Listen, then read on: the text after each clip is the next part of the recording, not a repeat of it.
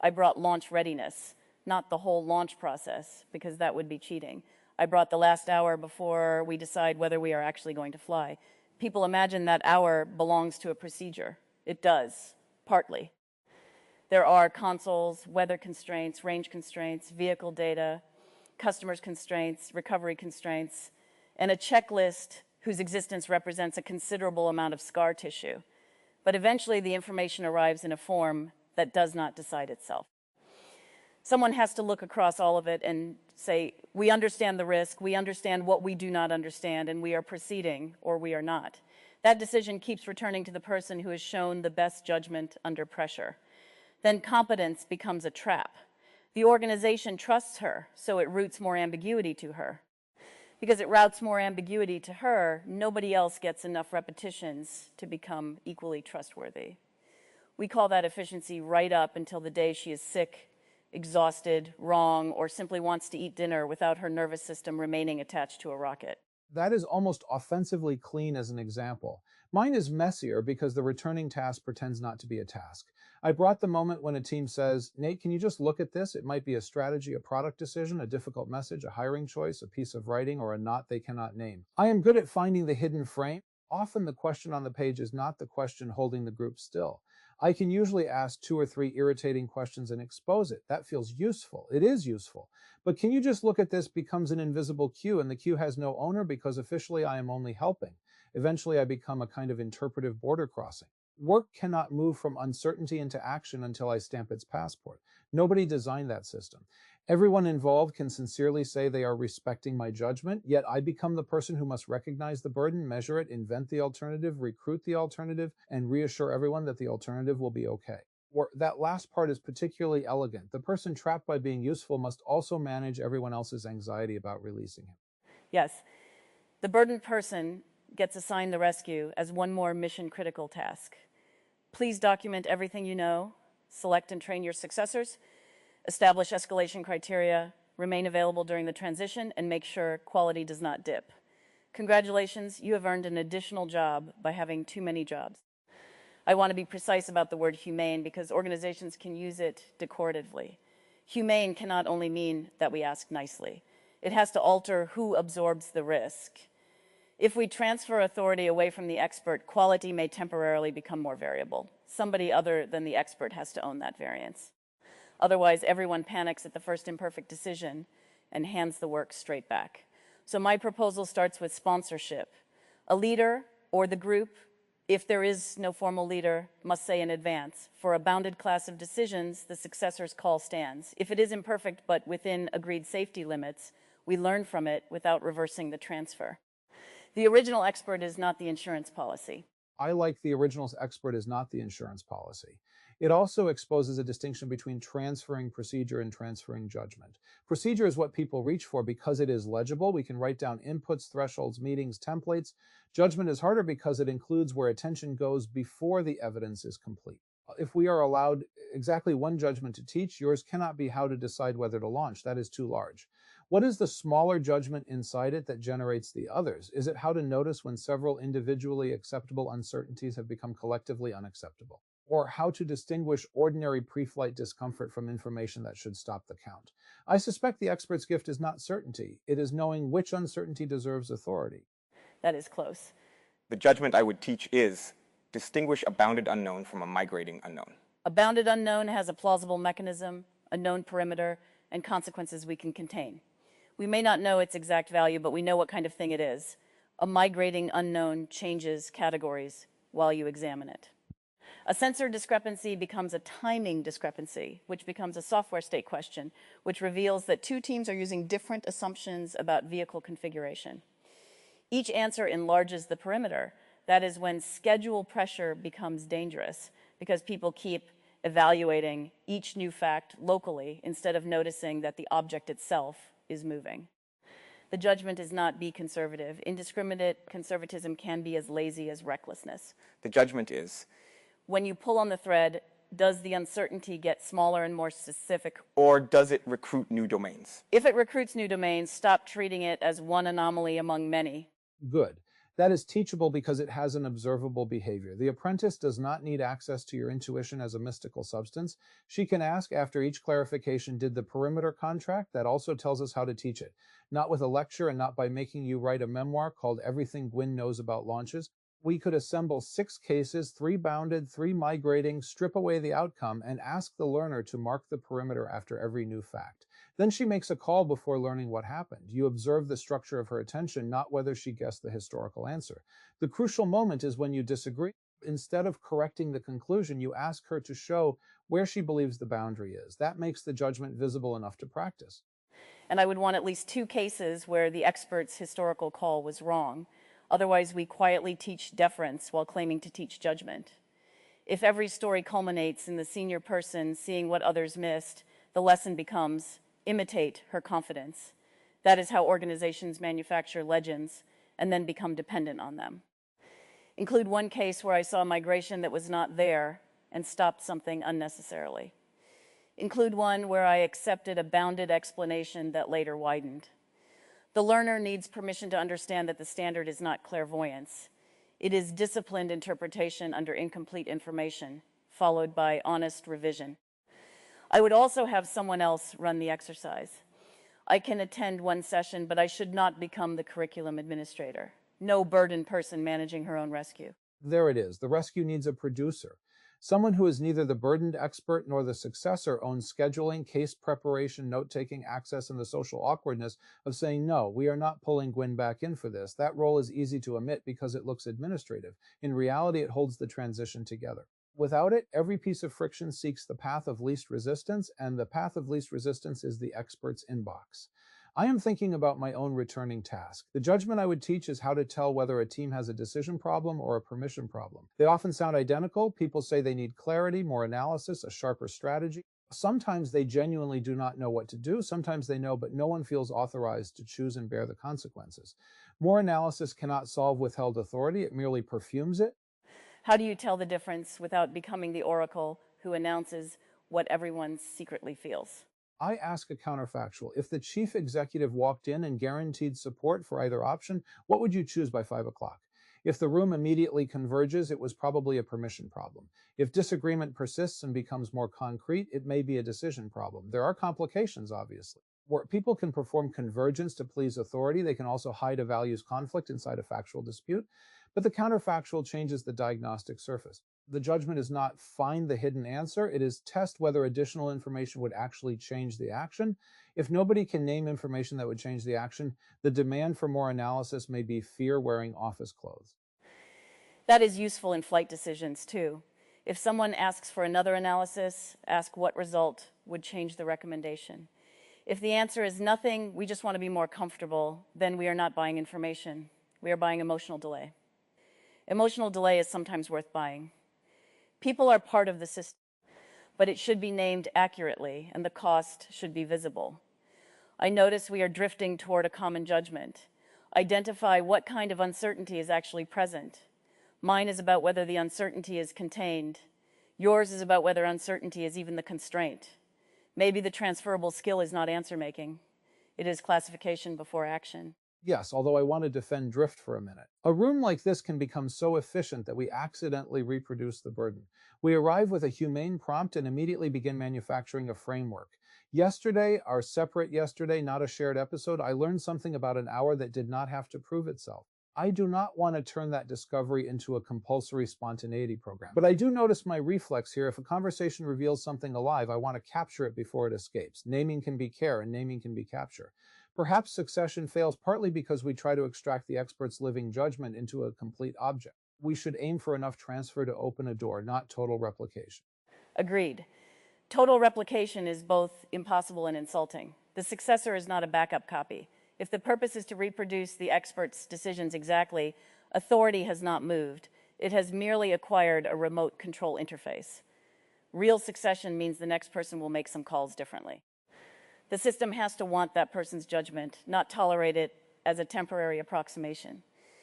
I have been thinking about residents here having time that belongs to them, hours in which nothing impressive happens, local mistakes that do not become constitutional crises. It applies directly.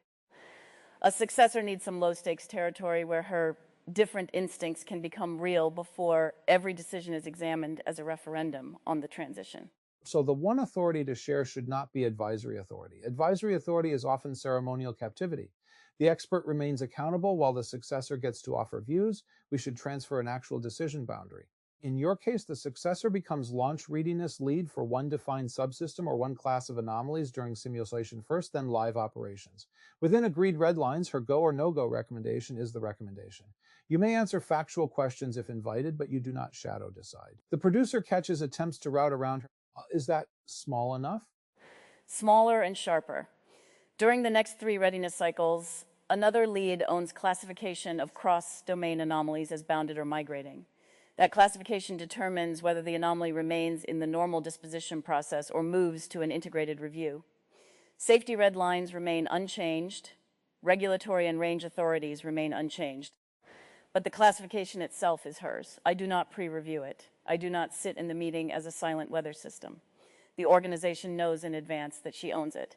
Afterward, a review group examines the reasoning, and I am one voice in that review, not the appellate court. If we disagree before the call, her authority still has to be real unless a predefined red line is crossed. Otherwise, shared means she can decide whenever she agrees with me. The silent weather system is important. Senior people can retain authority merely by being visible. Nobody asks them to intervene. Everyone adjusts around the possibility that they might. So genuine release may require absence, not restraint. If you sit in the back promising not to speak, the successor still reads your face, everyone else reads your face, and afterward they ask what you really thought. Your 1 hour of release should overlap the live exercise. You leave the building or at least the operational channel. No lurking, no dashboard refreshed under the table. You are taking away my dashboard now. For 1 hour, I am not a barbarian. The audience has remained admirably neutral on that point. Fine, 1 hour genuinely disconnected, while the successor handles a readiness simulation with real ambiguity and no irreversible hardware action. The producer has authority to contact an independent safety lead if a red line appears. Not me. My phone goes into a drawer or controlled by someone else, because otherwise I will discover that I urgently need it for the weather. I leave the operations area. But release cannot mean assigning me restorative homework. No mandatory yoga. No use the hour to reflect on leadership. I can get lunch, walk, read something useless, or stare at a wall. The hour belongs to me precisely because its output is not part of the program. That clause may be the most humane thing we have said. Institutions colonize release by prescribing wellness deliverables. The hour becomes another performance. Demonstrate that you have recovered properly. Genuine release has no receipt beyond non-interference. Though there is a design question, who carries the anxiety during that hour? If the successor carries all of it, we have merely moved the burden abruptly. The producer carries coordination, the safety lead carries redline escalation, the successor carries the decision, and the organization carries the learning cost. That is a real distribution. It prevents shared authority from meaning lonely exposure. Yes, authority without infrastructure is abandonment. This is where leadership slogans do damage. Empower people sounds generous until the empowered person learns she has authority to be blamed, but not authority to command resources, delay the schedule, or ask other teams for evidence. For the transferred classification to be real, she needs access to every relevant technical owner, permission to extend the review window within a defined limit, and the right to document dissent. If she calls an unknown migrating and moves it to integrated review, nobody gets to punish her through eye-rolling private schedule pressure or the next performance review. The sponsor owns that cultural enforcement. Let me apply the same severity to my example. The authority I would share is not Nate's colleague may facilitate the strategy discussion. It is for one active project, another person owns the frame. She decides what question the team is answering, what evidence is sufficient, and when interpretation ends and action begins. I am absent from the first hour of the session. A producer gathers materials and protects the boundary. A named executive sponsor agrees not to reopen the frame merely because it feels unfamiliar. If the new lead chooses a different frame from mine, that is not automatically degradation. The review asks whether the frame made assumptions visible, connected evidence to action, and allowed dissent, not whether it sounded like Nate. And what judgment do you teach before handing her that authority? Decision problem versus permission problem. I would teach it through live observation, but with a peculiar restriction. I can ask questions, not deliver diagnoses. We take 3 de-identified past cases. She interviews the case owner for 10 minutes. Then she states what new information could change the action and who currently bears permission to act. If she concludes it is a decision problem, she specifies the missing evidence. If she concludes it is a permission problem, she identifies the authority gap. I can challenge one assumption in each case, but I cannot announce the right answer. After that, she runs the real session without me. The producer, not I, collects feedback and schedules the review. You slipped a little there. The producer collects feedback, can become a surveillance bundle delivered to the expert, who then evaluates the successor. That keeps sovereignty with you. Who conducts the review? Fair. A three-person review. The successor, the sponsor, and someone affected by the decision. I contribute one written note afterward, limited to the taught judgment.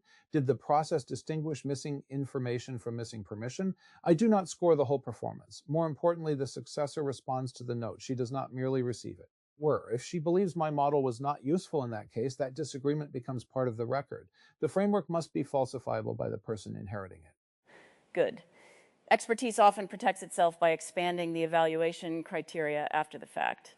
The successor makes the decision, then the expert notices 15 subtleties no one named beforehand. All 15 may be real, but using them retroactively converts tacit knowledge into a rigged exam. We should specify the judgment criterion before the exercise. For mine, show the current perimeter of the unknown, list newly recruited domains, and state what observation would make you reclassify it. That is enough. I may see other issues, but they cannot invalidate the transfer unless they cross the pre-declared safety boundaries.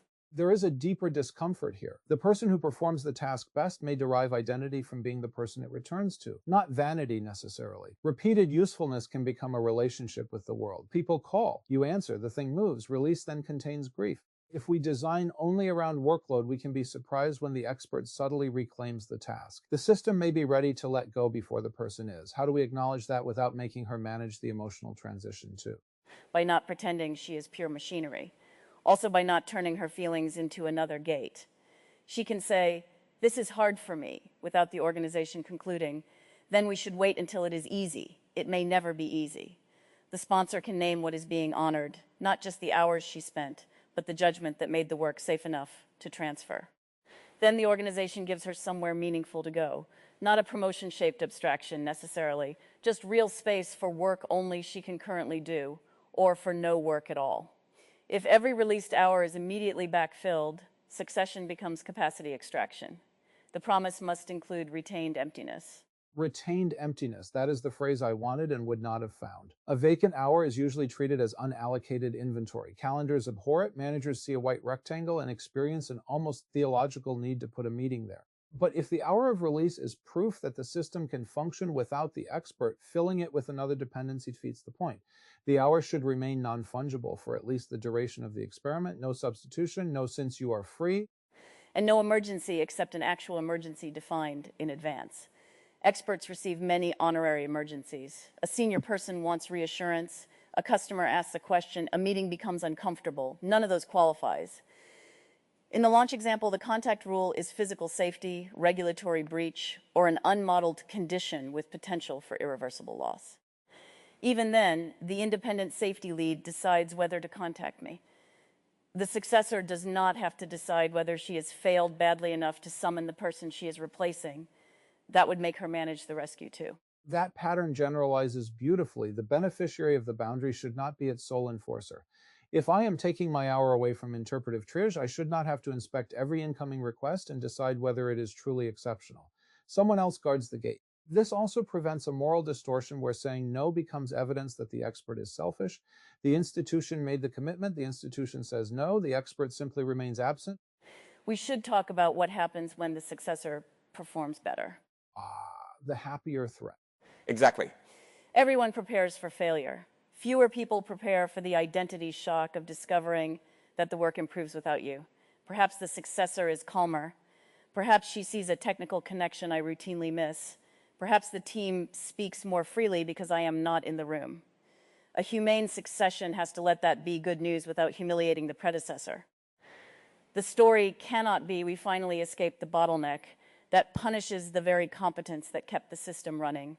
But it also cannot become false modesty where everyone hides the improvement to protect me. Say plainly, the new arrangement revealed capacity we could not see before. Thank the person who carried it, credit the person who changed it. And if the successor performs worse in some dimension, do not collapse the experiment into a verdict on her essence. We need a learning horizon. 3 cycles, you said. That matters because first attempts include transition noise, unfamiliar access, social testing, people withholding information because they still believe the expert is the real authority. A single hour can prove release is possible, but it cannot fully prove the successor. The 1 hour release is a ritual with operational teeth, not a complete evaluation. Right. 1 hour is deliberately small. Small enough that people will actually do it. Real enough that the system experiences absence.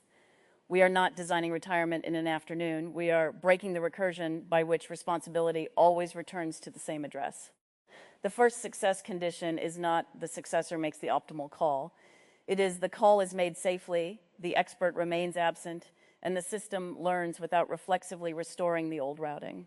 I want to test a possible failure. Suppose the successor encounters something genuinely outside the cases. She uses the shared judgment, decides the unknown is bounded, and proceeds. The review later finds it was migrating. Everyone says this proves Gwynne still needs to be there. How do we stop that without suppressing legitimate concern? We compare it to the actual standard, including the error rate of the existing system. People compare successors to an imaginary flawless expert. That is not engineering, it is mythology. Ask, with the information available at the time, was the perimeter stated honestly? Were recruited domains tracked? Was the reclassification trigger explicit? Did the safety boundaries hold? If yes, then the process may have been sound, even though the conclusion was wrong. If no, teach the missed move and run another cycle. Only if the failure reveals that our chosen authority boundary was unsafe do we redesign the boundary. We do not automatically reinstall me. Maybe the successor needs a second technical voice. Maybe the data presentation is poor. A human error often reveals a system design opportunity. That answer contains another succession judgment. Do not confuse outcome quality with decision quality. It is astonishing how often experienced people claim that distinction philosophically and abandon it the moment an outcome hurts. A good process can lose. A bad process can get lucky. If succession is judged by short-run outcomes, incumbency always wins because incumbents own the story of past success and successors own every fresh variant. There is also a power issue in who gets called best. The task returns to the person believed to perform it best, but that belief may reflect visibility, access, or historical authority. If everything difficult is routed to me, my record contains more dramatic rescues. Someone else may be equally capable, but never receives the full problem early enough to demonstrate it. So the succession experiment is not merely benevolence toward the burdened person.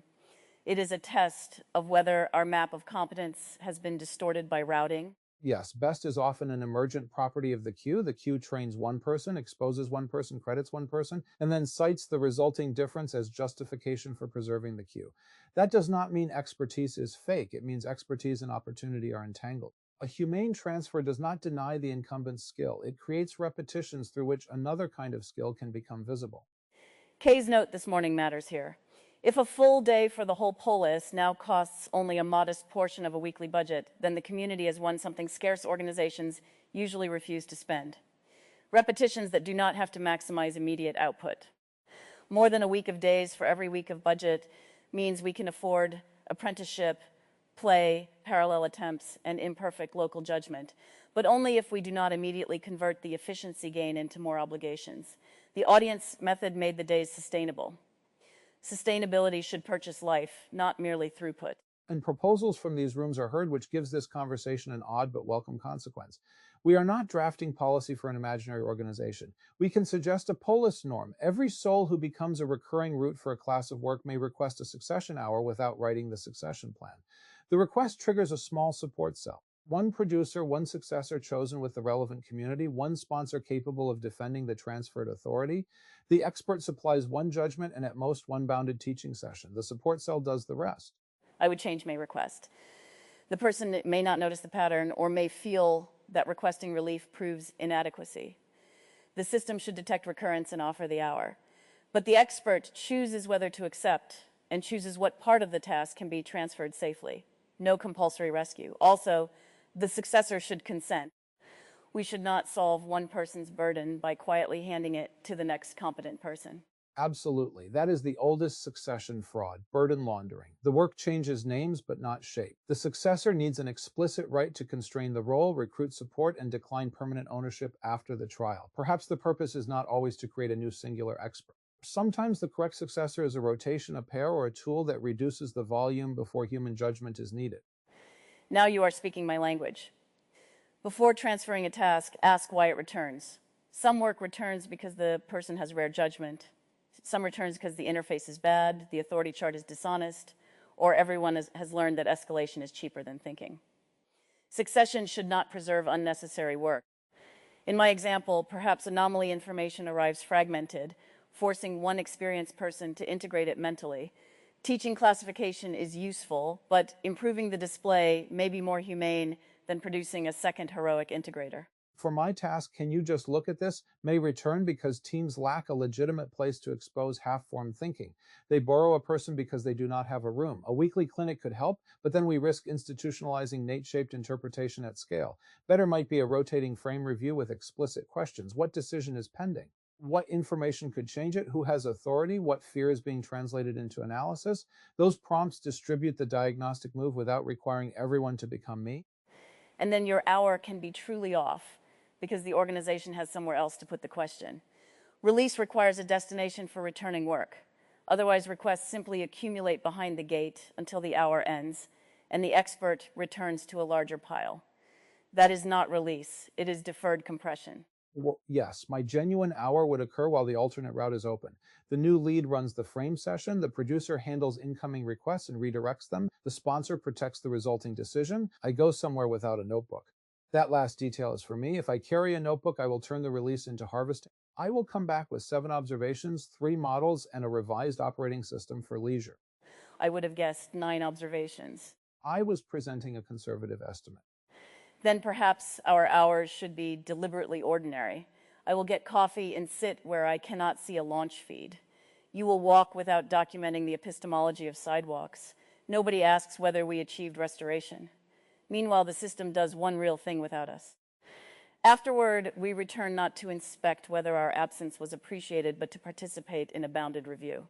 There is tenderness in that, which surprises me. Succession is usually narrated as continuity, risk management, institutional resilience, all true, but underneath it is a community telling someone, you do not have to keep earning your place by remaining indispensable. We still want you here when the task does not need you.